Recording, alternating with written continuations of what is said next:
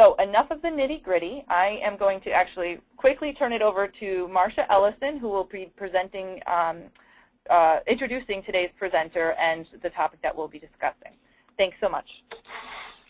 Hi, everybody. This is Marcia Ellison. I'm the Associate Director at the Transitions RTC for Knowledge Translation, and speaking on Marianne Davis's behalf because Marianne had another commitment that she couldn't break with the Institute of Medicine.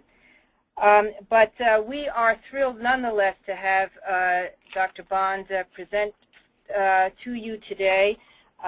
Gary is a professor of psychiatry at the Dartmouth School of Medicine and a senior researcher at the Dartmouth Psychiatric Research Center. As I'm sure most of you know, his research focuses on the development, evaluation, implementation, and dissemination of evidence-based psychiatric rehabilitation practices, with a particular focus on the individual placement and support model of supported employment. And towards this goal, he has developed and refined the fidelity scales to measure implementation of IPS. Gary is a consultant with us at the Transitions RTC as we continue to explore supported employment for transition-age youth and young adults. And so we are delighted that he can present some of his research and data that he's collected on this. Handing it over to you, Gary. Take it away. Okay, thank you, Marcia, and thank you, Catherine, as well. And I am really pleased that the Transition RTC invited me to give this presentation because I think the results are kind of interesting, I presented this last fall in San Francisco at the International Early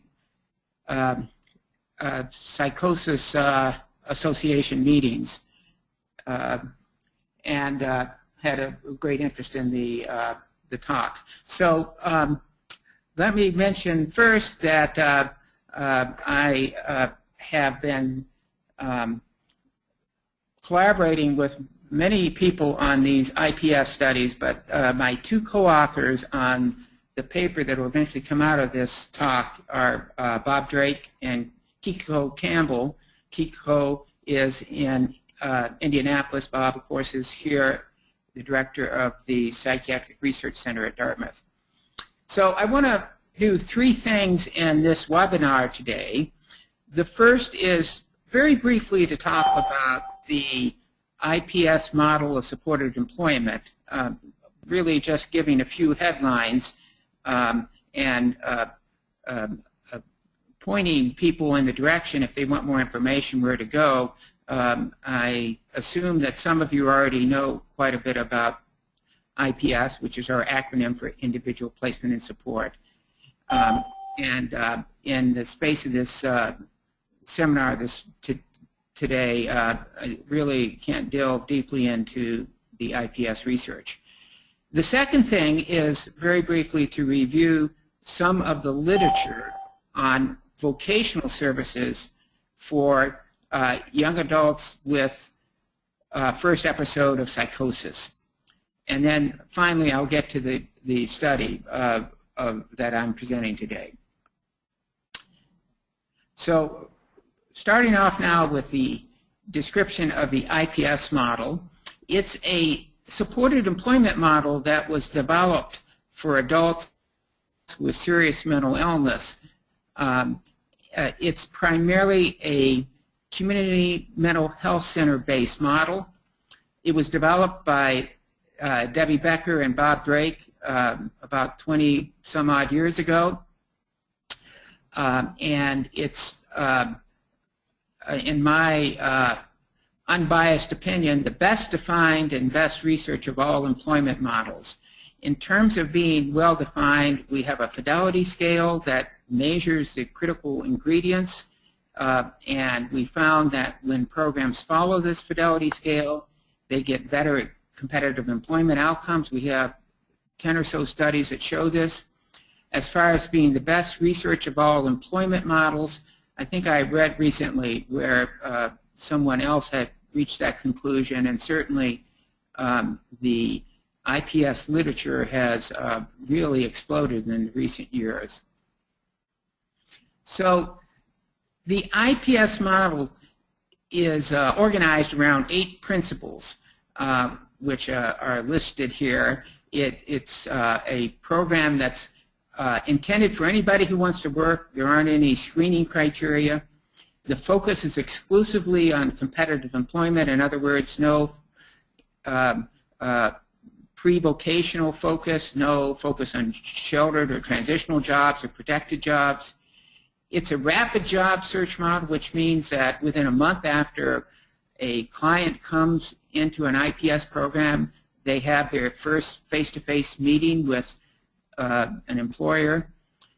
We've done a lot of work recently in job development and how to approach employers and form rapport with them. The IPS model also focuses on client preferences for how they receive services, where they receive services, what kind of jobs they get, when they work, how long per week they work, and all those kinds of things. The IPS model is also emphasizes long-term supports, time unlimited support, if that is the client preference, with a support plan in place to promote success. The 7th principle is that of integration with treatment. In other words, the employment staff are working closely with the treatment team. This is one of the very key ingredients in the model, although all of them are important. And the 8th principle is that of benefits counseling, to look at the implications of working for Social Security, for Medicaid benefits, and to understand better how this all fits together. Now, let me just mention that each of these principles have also been subject to quite a bit of research, some of the principles more than others. And so we have moderate to high confirmation that each of these principles is important for helping people achieve competitive employment. To date, there have been actually at least 19 randomized controlled trials of IPS.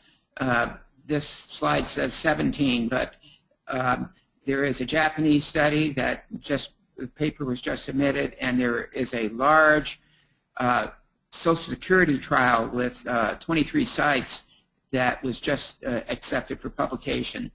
So a randomized controlled trial, of course, is the best evidence of effectiveness. And that's why we focus on that in documenting the effectiveness of this model. So here is a bar graph looking at the competitive employment rates during follow-up in 17 of these IPS randomized controlled trials. And this graph shows the competitive employment rate for IPS, the black bar, and then red or orange for the control group. The legend shows on the x-axis 96 NH. That's the study done in New Hampshire, published in 1996. 12 Alabama. That's a PTS study done by Lori Davis just last year, a year and a half ago, and so forth. You will note that the black bar is always bigger than the red bar. In fact, significantly more people get competitive employment when enrolled in IPS than a variety of control groups. This employment rate is one indicator of effectiveness. We've looked at a range of employment outcome indicators: weeks worked, time to first job, earnings, hours worked. There is a list of 8 different indicators that we've looked at. Not every study's looked at all of these indicators, but the big point is that every study has shown a significant advantage to IPS for all or virtually all competitive employment indicators. And the difference in the competitive employment rate is about twice as much in favor of IPS. So as I say, there are many other things I could mention about IPS, including the fact that the long-term outcomes are quite favorable. We look at 10-year outcomes in 2 studies that found that about 50% of the people interviewed 10 years after enrolling in IPS had been steady workers over that 10-year period. In other words, they worked at least half the time during the 10-year period. So there are other studies that have looked at the impact on non-vocational outcomes. In other words, symptom control and self-esteem and hospitalization. And in these studies, it shows that IPS doesn't directly improve those outcomes, but it does by virtue of helping people obtain steady work. People who work steadily tend to have better outcomes in other areas of their life, which of course is critically important to all of us as researchers and what we're looking at. Okay, let's move on then to the second part of the webinar, which is looking at young adults experiencing first episodes of psychosis. So I'm focusing on this target population because it is the most widely studied and the best developed of services for young adults experiencing mental health problems currently available. And I should mention, not so much in the United States, with the exception of the Oregon program, and we have a couple folks on the phone from this ESA program in Oregon, and Oregon has done a great job in developing services for first episode clients. But outside the United States, in Australia, United Kingdom, and several European countries have developed pretty comprehensive services for first episode psychosis patients. Canada would be another country that comes to mind. So we know from the literature, and also commonsensically, we know that for young adults, they want to live regular lives. They want to be like their peers, and that includes finishing their education, and certainly employment is a key goal for young adults. So there's a study done on Georgia that looked at a sample of young adults experiencing early psychosis, showing that a large majority of them wanted help in finding a job. So in terms of the literature on vocational programs for this population, there was a review that Rinaldi and his colleagues completed a couple years ago, and then just recently Bob Drake and I, along with Ali Peterson, looked at that literature and updated it and focused more specifically on IPS and IPS-like programs. So I'd like to talk about that literature and that. What funding source to use?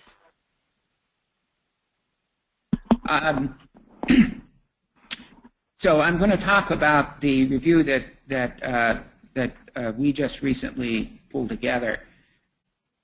I should mention that a lot of first episode psychosis programs have not included a vocational component expressly. So the studies I'm going to describe here were studies that included a targeted effort at helping people get jobs. So first, looking at uncontrolled studies, we found the studies listed here on this slide by Rinaldi in the United Kingdom, and then 3 studies in New Zealand conducted by Porteous and by Brown. And I want to call your attention to a couple things. First of all, the age groups you'll see are not consistently defined across studies. So the Rinaldi study, the first study, had an age grouping from 18 to 32. You look at the Porteous studies, they tend to be start a little bit younger in terms of the age group. And so there is some variability in this. In terms of the outcome, some of these studies, the Rinaldi studies, included folks who were already competitively employed at baseline when they started the study. Anyway, in terms of the increase from baseline, you see that in the Rinaldi study, the first study, which only had a short follow-up period, showed an increase of 18%. And then when we get to the bottom study on this list, the Brown study had a very respectable 69% employment rate. So these rates obviously vary across study for a variety of reasons. The rates, as we'll see, are a little bit lower than the rates we found in the IPS randomized controlled trial. If you recall from earlier, the average rate of employment across study was 64% in that IPS table I showed you earlier. Okay, in addition to the uncontrolled studies, there have been 4 randomized controlled trials, or 3 randomized controlled trials and 1 quasi-experimental study of IPS for youth with first episode of psychosis. And this slide, again, is a little busy in terms of a lot of information to take in. You can see that finally the Nectarline study, the last one in this list, is a U.S. study. The major study was in the United Kingdom. Kalaki conducted 2 studies in Melbourne, Australia. So we have mostly international studies so far. There is, of course, some of you know, a study being conducted with funding from NIMH called the RAISE study. That is a quasi-experimental study or a cluster randomized study to look at intervention for first episode psychosis. That's ongoing right now. And again, I call your attention to the variability in age range. The Nectarline study is the broadest, going from 18 to 45, and the cutoff being at the upper end. I remember I did a study a long time ago when they called it the Young Adult Study Initiative. NIMH put it out, and they'd find young adults as anybody under 45. At the time, I was 44, so I was very happy with that definition. Anyway, looking now at the competitive employment rates, there's variability across individual studies. In every case, the IPS condition or the major study I'm labeling SE or supported employment, the IPS condition had a higher employment rate than controls, and these were all significant on most indicators of competitive employment. So if you summarize all the studies in the preceding 2 slides, you come up with a rate of 51% employment during the follow-up period for IPS compared to 31% for control, and the increase from baseline you can see is 43% versus 18%. So a decided advantage for IPS over control, but not as large as what we've seen in the randomized controlled trials for adults. So it does raise some questions. Is it the case that IPS maybe doesn't work so well with this population, or is it something about the methodology of these studies, or some combination thereof? But not to lose sight of the bigger picture, these findings are definitely hopeful for the prospect for helping these folks get employment. So bottom line then, in the first episode of psychosis studies, IPS has shown a significant advantage over referral to vocational services through the usual channels, and the employment rate is somewhere around 50% who get jobs who enroll in these programs. Let me just mention very briefly, I'm not going to focus on education because we didn't collect the education outcomes in our studies, but looking at this body of research I've just reviewed, these 9 or 10 studies, I was quite surprised to find that the educational outcomes did not favor the group receiving IPS.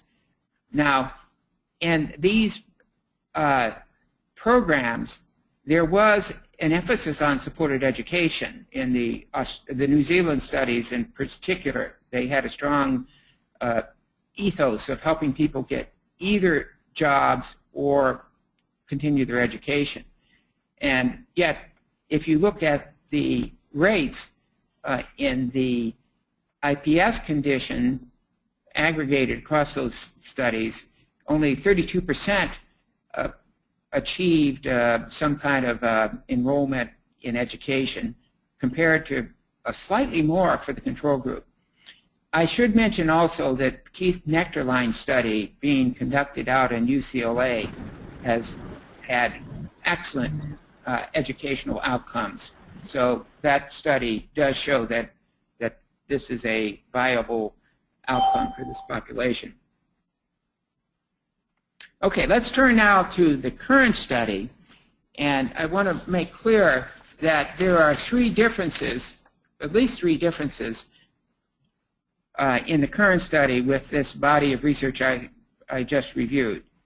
The current study is about clients enrolled in mental health services who have a severe mental illness or serious mental illness, schizophrenia, affective disorder, and who are disabled by virtue of that. And so they are not first episode psychosis clients. They were not chosen for that. Furthermore, they're enrolled in or about to enroll in regular mental health services in a community mental health center, or in one case in a psychiatric rehabilitation agency. So they are not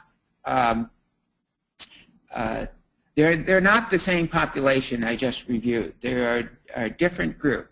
And then, as you can see, the age group in the current study is a little bit different. We looked at clients under the age of 30, and we allowed anybody under that age to be in this analysis. It turns out that there wasn't anybody under the age of 20 in our sample, our 4 samples. So this is a study of people aged 20 up to 30, not, up to 29 years and 364 days. So this particular secondary analysis of an existing set of data had a very simple question we were trying to answer, and that is whether young adults with serious mental illness who receive IPS will have better competitive outcomes than comparison groups. So we took the data from 4 existing randomized controlled trials of IPS that have been conducted over the years at Dartmouth by the Dartmouth group. This is a data set that was created by Kikiko Campbell for her dissertation. And as I just mentioned, we examined competitive employment outcomes for all the participants in that sample under the age of 30.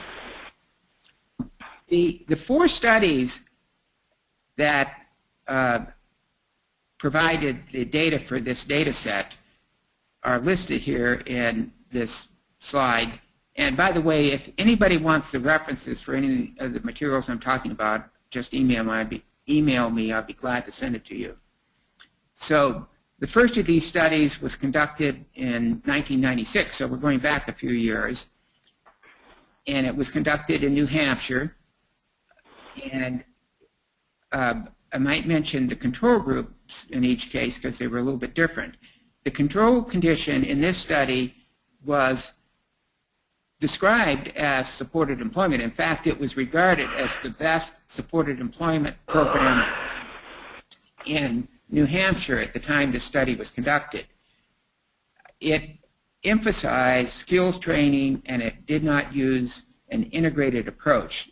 And in both those characteristics, it differed from the principles I listed earlier. The second study was conducted in Washington, D.C. Also, Bob Drake was the principal investigator here. And in this case, the comparison condition was a sheltered workshop that had an enhanced job placement component to it. So there was a sincere effort to make sure that the linkages went well for people referred to the sheltered workshop. The third study was conducted by Kim Muser in Hartford, Connecticut. And in this study, there were 2 comparison groups. One was a supported employment program that didn't use an integrated approach, and the other control group was a clubhouse program. The fourth study was conducted in Chicago, and in this case, the comparison condition was the existing program at a well-known psychiatric rehabilitation agency, Thresholds, that at the time many people regarded the Thresholds vocational program as one of the best vocational programs in the country. And certainly Thresholds over the years has certainly prided itself on its vocational services. So what we did is we took the data sets from these 4 studies and we combined them. And then we took the sample and we carved out anybody who was under the age of 30. So this is a histogram of the integer age of the participants in the study.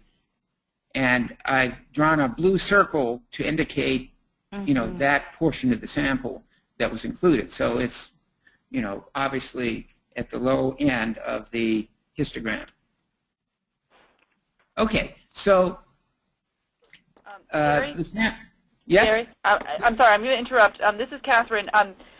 Some people haven't entered their audio pin, and therefore we can't mute everyone, and there is somebody who's unmuted and making some background noise. So if you could just double check, if everybody could check to make sure that they are muted, that would be great. Thanks so much. Sorry to interrupt. Go. Okay. So I take it you can hear me okay? Yes, we can hear you okay. Okay, great. Thanks. I once gave a talk when we used to have slide projectors, and the slide projector was stuck. And so I proceeded on to my talk. You know, I was about 10 slides in until some audience participant told me that the slides hadn't advanced. So you can never make enough assumptions, or you can whatever. Okay, so this gives you a picture of the sample. You can see that it was pretty well distributed among 3 of the 4 sites. Actually, in the DC site, there were 8 people in the upper group and 1 in the lower group.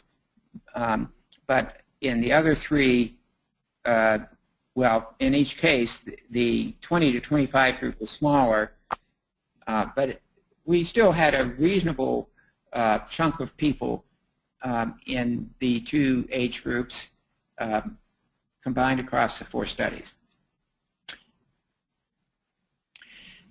And so we were fortunate that we had the same outcomes measured in a similar way or the identical way in the 4 studies, the same follow-up interview.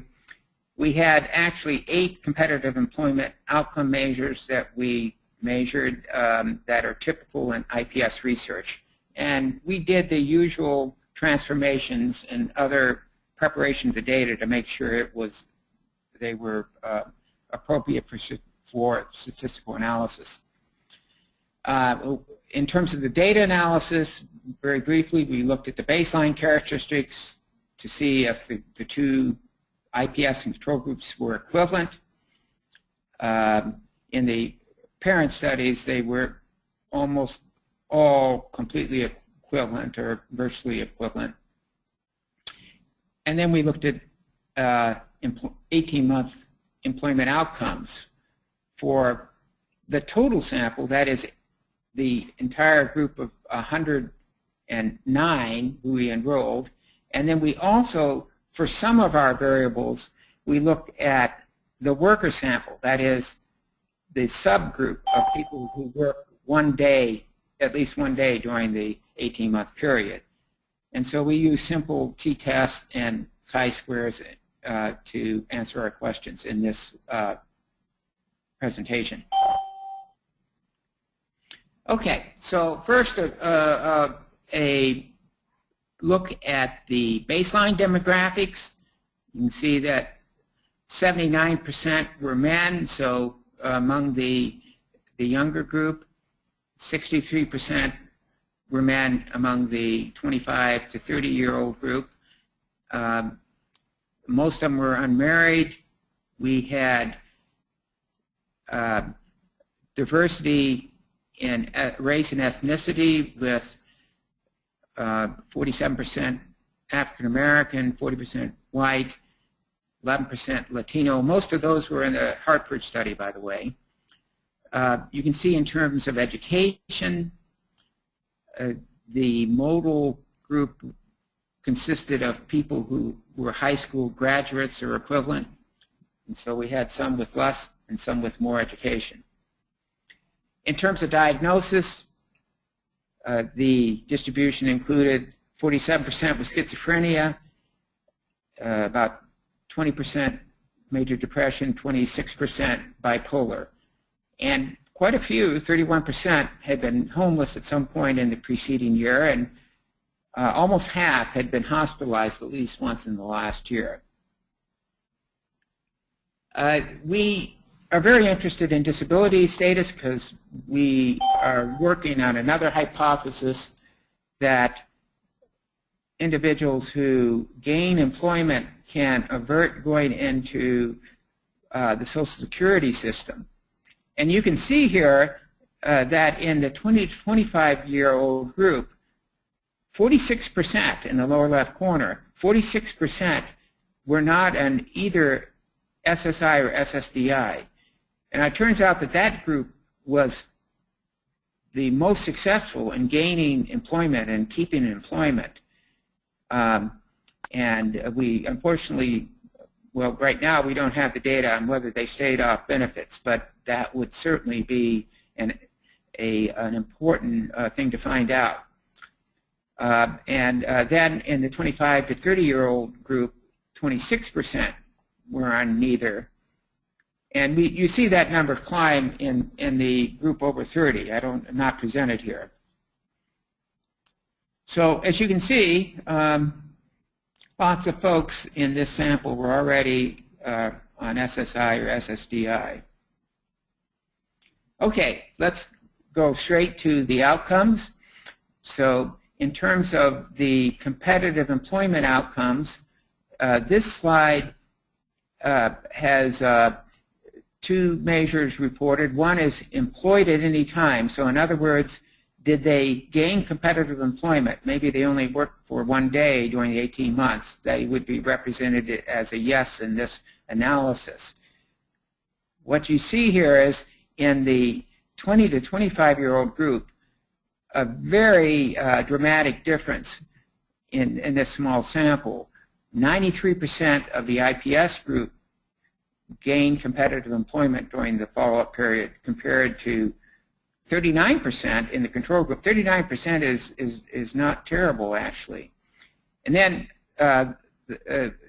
of the IPS group, they worked an average of 27 weeks.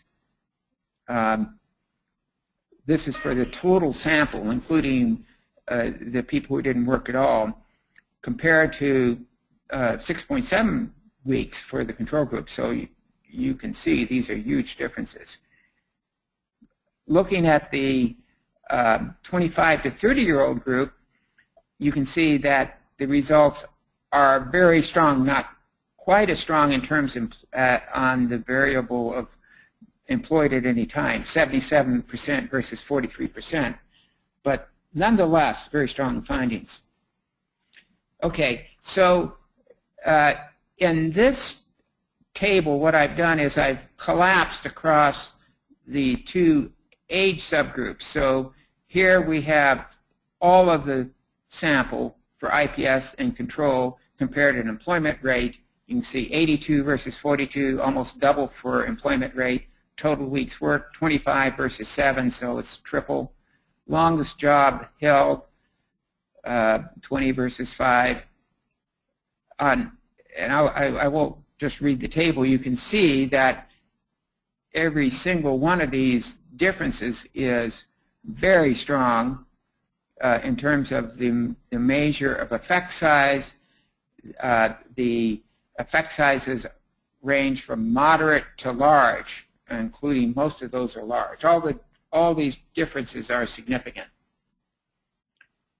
Okay, now looking at the 65 people who got just at least one job, and so in this analysis we were restricting it to the smaller subset. So you wouldn't necessarily expect to find differences here because the control group includes people who are probably more likely to work because they've received less support.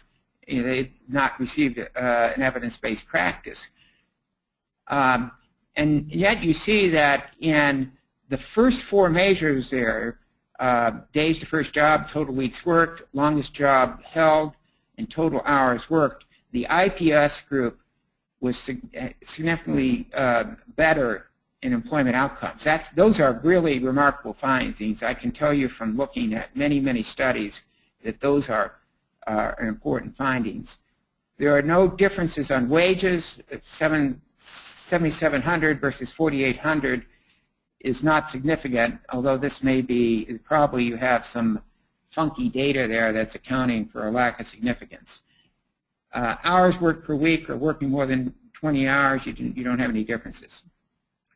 So I conclude from this secondary analysis of our 4 published studies that IPS was very effective in helping these young adults achieve competitive employment, and I would generalize to say that IPS is a very, very promising model for this population, and it also suggests that IPS should be included in early intervention programs as well as offered as a service in mental health centers in the services provided.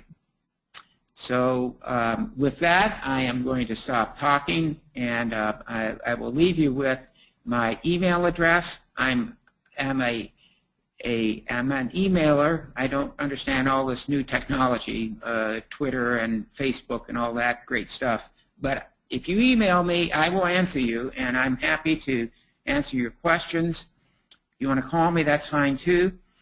And if you want to find out more about IPS, one place you can start is at the Dartmouth website.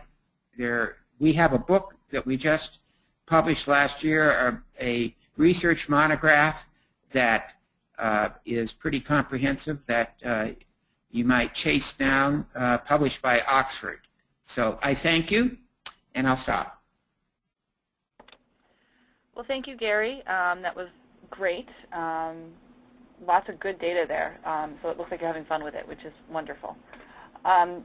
We have about 15 minutes for questions. And to those of you joining, who joined, we really are hoping to keep the focus here on the research side of things. I'm sure, and I know there are some service providers on the phone who are probably itching to better understand how to implement IPS. But we'll try to keep the focus on research. So I'm going to hold off on unmuting everybody because I know everybody's multitasking. If you could use your chat feature to ask questions, and then I will open it up towards the end. We have a question here from Krista Kutash. She seems to be asking, what theory is your program based on? And Krista, I'm happy to unmute you if you want to ask more specifically. So you're unmuted, Krista. Krista, you there? I don't have a mic. Oh, well, I can hear you. Oh, I didn't know I had this capability. I'm not up on this technology either. Well, you did great. So you're open, so why don't you go ahead and ask your question to Gary. Thank you, Dr. Baum. That presentation was wonderful, a great summary of the research. Often people ask what theory, you gave your principles of your program. What theory would you say best kind of encapsulates your practice? Well, Krista, I'm not a theory type person. I think a lot of our good ideas come from the field, and the inventors of this model, the credit goes to Bob Drake and Debbie Becker, but not just to them. Paul Wayman and his early work on train-place model versus place-train model. I did an early study on a rapid placement program, and I was doing a poster session. That's the first time I met Paul, and my study was similar to his, and I said, wow, that's really exciting that, we both decided that a lot of this pre-vocational stuff is not helping. So that's where the principle of rapid job search comes from. I give credit to Paul Wayman.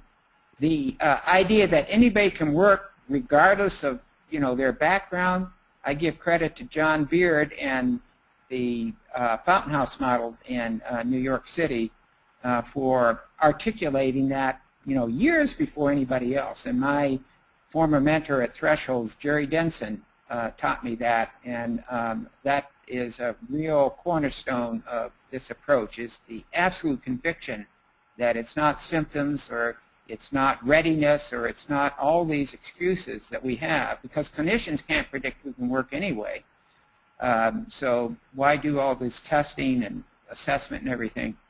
And so that principle of client choice also, well, the client choice idea, Bill Anthony and the group from BU have articulated that, and give credit to them. The integration with mental health treatment, that really comes from Madison, Wisconsin, Len Stein and Marianne Test, who developed the assertive community treatment model. So they were influential there. So what I'm saying is that the ideas for this model come from multiple sources, and I think Bob and Debbie took the best ideas from the field, and I give them a huge amount of credit for putting together a simple, practical model that incorporates the best ideas from the field. And so, but if you're looking for, a grand theory, you won't get it from me anyway. Well, I think you do have a grand theory. I think, it's a unified theory of what you call great ideas. So that was a wonderful, I think what's so important to me was that you were able to say, I just didn't sit around one day and come up with this. This is based on a lot of previous research, great ideas and things that were explored and documented and pieced together from lots of other applied researchers. Wonderful. Thank you for taking my question. Yeah. Thank you, Krista. I'm going to mute you now. Okay. I think Marcia, sitting next to me, has a question. Go ahead, Marcia.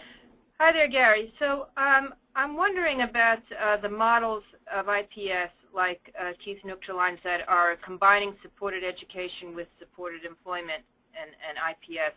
And you touched on education in your presentation. So I had heard that the IPS model is expanding to include supported education in its arsenal. Is that correct? How would you comment on that?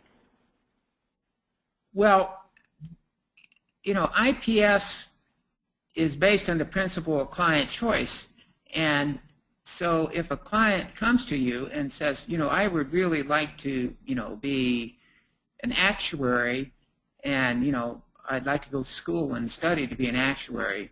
That example pops in my head because I just visited my son who's an actuary. So anyway, then, the IPS worker wouldn't say, well, I'm sorry, I only do employment here. They would try to help people realize their goal.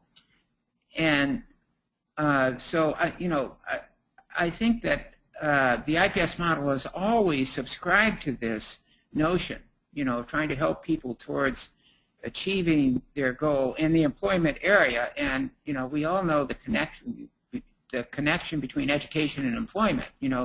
Getting more education can allow us to move ahead and get better jobs. Now, the issue for me is, we don't quite have a good technology for it right now. And we also don't have good answers for how the two things dovetail, because what sometimes happens is the goal of employment gets diverted, I fear, by over focusing on education, and so that's just a conjecture I have, although it's not I'm not alone in worrying about that. So how to do that well is I don't think we have an evidence base, at least not to the extent that we'd like. Now, the folks in Kansas, University of Kansas, Linda Carlson and Charlie Rapp and their colleagues did a survey of our IPS Learning Collaborative. We have over 130 sites now that we're helping in 14 states achieve IPS. And so the Kansas group surveyed them and asked them, how much supported education was going on. They found that most programs had 2% or less, I believe it was, of clients who were receiving any supportive education. So I think that the supported education is more important for young adults than for programs that are more oriented towards the older adults.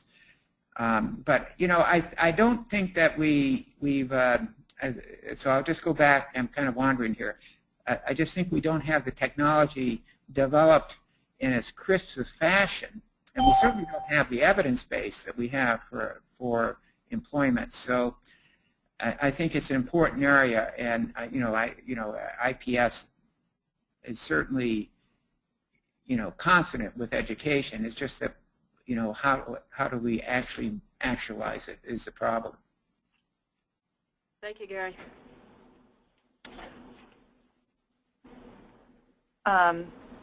Gary, can you hear me? It's Catherine.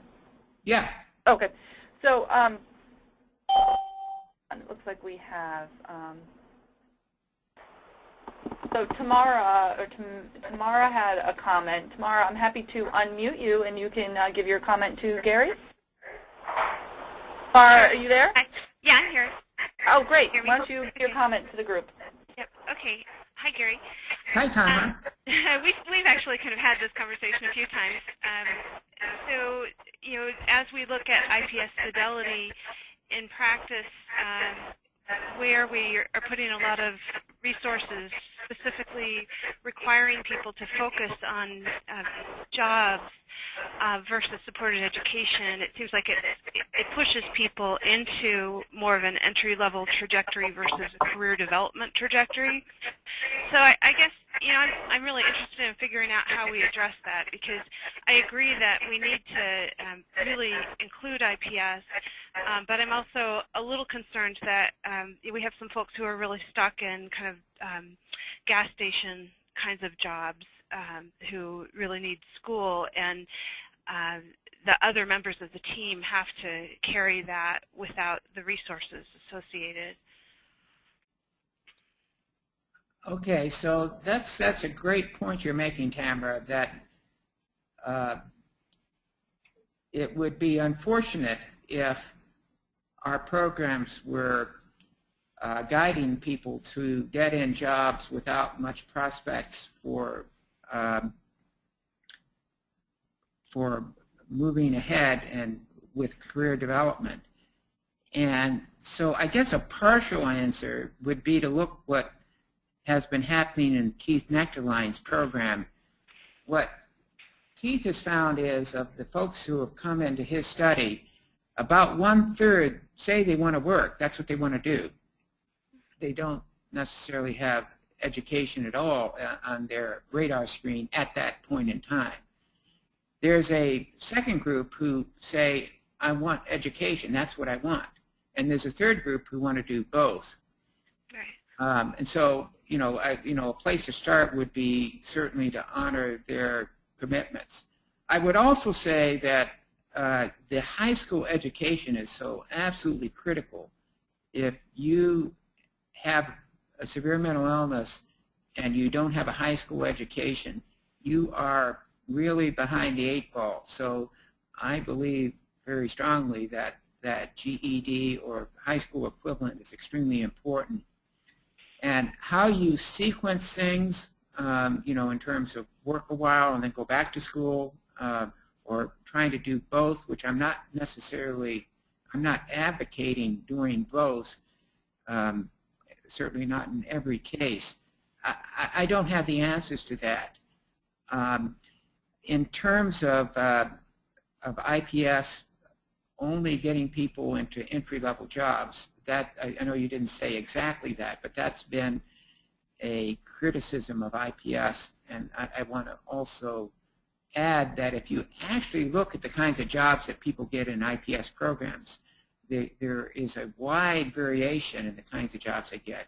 Certainly, the qualifications people have limit the kinds of jobs they can get, so I don't want to romanticize the jobs that people get in IPS.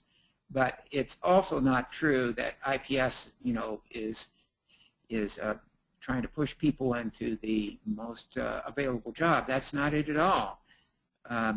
So, I never escaped the university. I spent my whole life as an advanced graduate student. So I would be the last person in the world to, speak against education. I think education's great.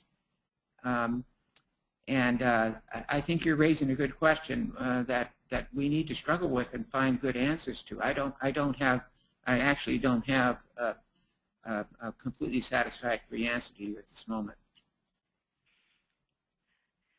Well, I look forward to exploring that more. Thanks. Absolutely, yeah. Thank you, Tamara. Let's see. I know there is Michelle Mullen was with us and wanted to make a comment, but I think we're having technical difficulties. Michelle, if you're out there, try talking. So I'm sure Michelle wanted to comment on the career development piece.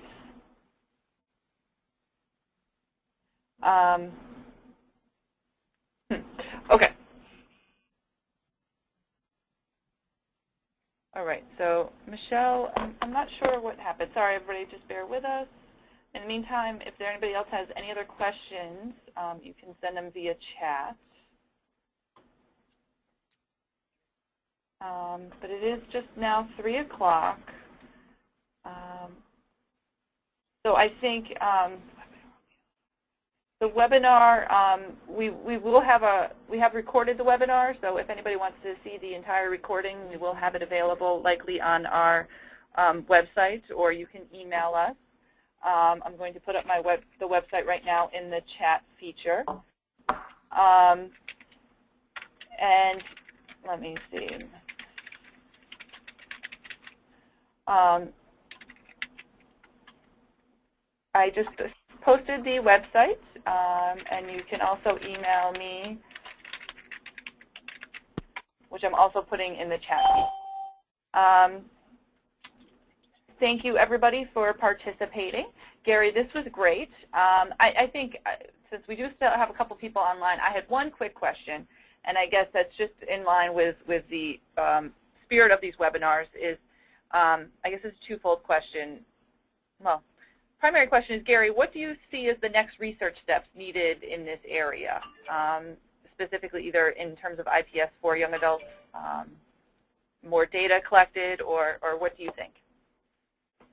Well, definitely a careful randomized controlled trial in the United States as part, with an IPS program attached to an early intervention program, and with Tamara's comment about, integrating education, I think that's really important. Aside from the Nectarline study, we don't have anything right now, and I think, there's certain things that would be more mainstream. A key study was done in a UCLA setting with it's not part of the public mental health system. So I think demonstrating that this can be implemented in routine practice, and that we can get the kind of outcomes that we found in the general IPS studies, or to test out whether that's true. That's definitely the next step. The literature I reviewed, it is pretty limited. I mean, there are a number of studies out there, but we certainly have not crossed that threshold into certainty about IPS with this population. Yes, well, wonderful. I know here at the RTC we actually are working on a small study with thresholds that I know you're involved in out in Chicago, and that's kind of testing out the feasibility of a supported employment, supported education model with a peer mentor, and specifically with young adults. So hopefully we'll be kind of sharing some of those findings soon, and so everybody can stay tuned. And I want to just thank you, Gary, for this wonderful presentation, and thank you to everybody who was able to join us today. Our next webinar in this series will be on Tuesday, June 4th, same time, 2 p.m., and we're still finalizing who the presenter will be, but we will get that notice out to you as soon as possible. And if there are any researchers on the phone who would like to share their research, even if it's not published research or completed research, if it's research in the works, we'd love to hear that. If you want feedback on research in the works or anything like that, this could be the perfect forum. So please feel free to contact me, and we'll put you in the queue. So thank you, Gary. Thank you to everybody for joining us.